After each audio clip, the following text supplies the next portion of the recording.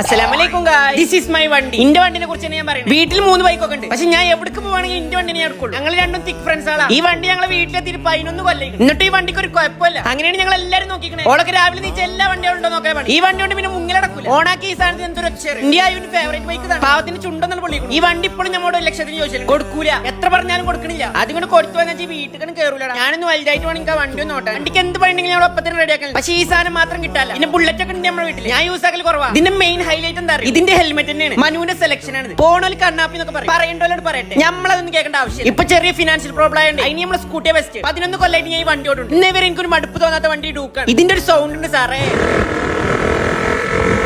അതിങ്ങനെ കേൾക്കുമ്പോ തന്നെ ഒരു ഫീൽ ആണ്. ഈ വണ്ടി ഇനി ആര് വന്ന് ചോദിച്ചാൽ കൊടുക്കണില്ല. അതന്നെ അതെന്തായാലും നന്നായി കാക്കും. ഇനി നമ്മളെ ബൈക്കിന്റെ ഒരു വേർഷൻ കണ്ടോളി.